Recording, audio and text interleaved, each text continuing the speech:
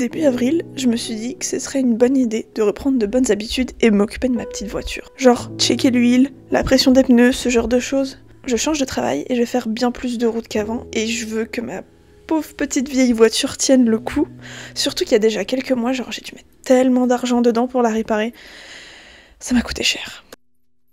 Donc là, le but, c'est en prendre soin, la mettre au top de sa forme pour pouvoir l'utiliser tous les jours et faire genre plus de 40 km.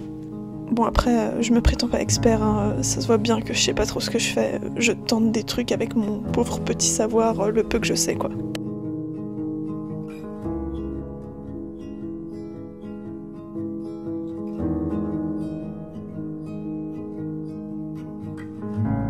J'ai enfin changé de boulot. Il y a 1 an, quand j'ai signé mon CDI, je m'étais dit que dans 1 an, justement, je voudrais partir. Et j'ai eu l'occasion de partir. Là, c'est moi qui quitte pour une des dernières fois cet endroit, ce travail, mes magnifiques collègues que j'ai adorés.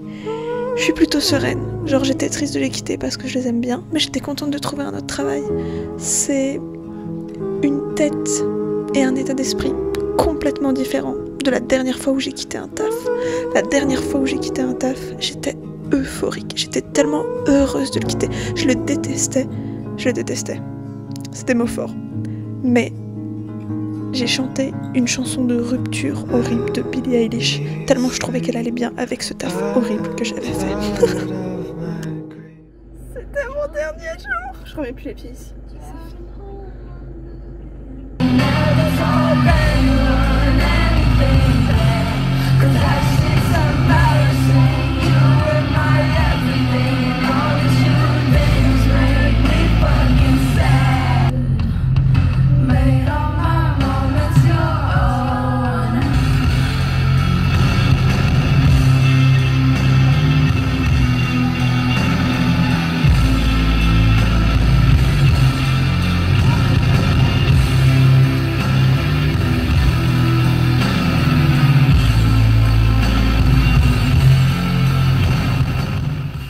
Et après ça, comme toute personne censée qui quitte un travail horrible, j'ai entièrement décoloré mes cheveux.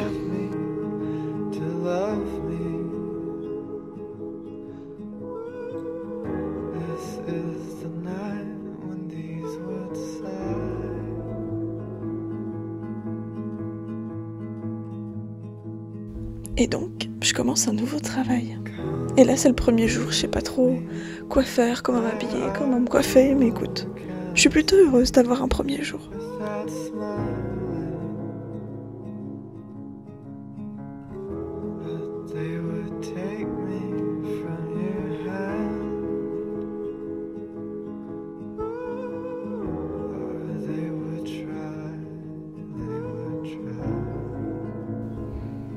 J'essaye de prendre du temps, de pas tout speeder, d'apprécier les petits moments où il n'y a pas grand chose.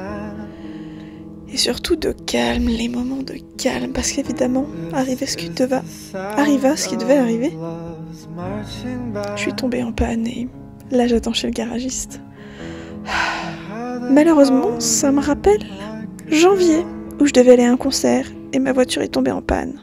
Je sors, je vais rencontrer des gens que je ne connais pas, je vais à un concert.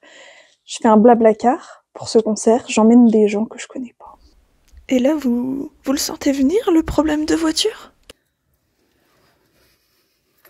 Je vais aller, le son doit être dégueulasse. Mais je vais aller au point de rendez-vous pour aller chercher les gens du blablacar. Ah là là, qu'est-ce que je fais, mamma mia? Je commence de plus en plus à douter de cette sortie. Bon, j'ai la place de concert. J'ai envie de chialer.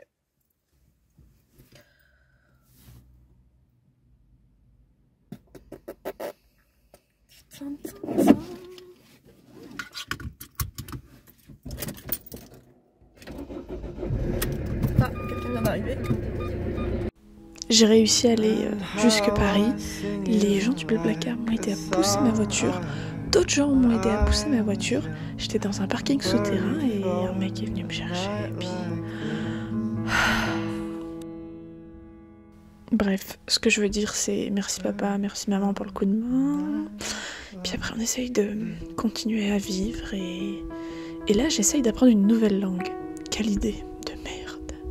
Je me rends compte que je sonne ultra tragique et j'adorais cette voiture, mais ça va. Enfin, je veux dire, je vais bien, mais je l'aimais tellement.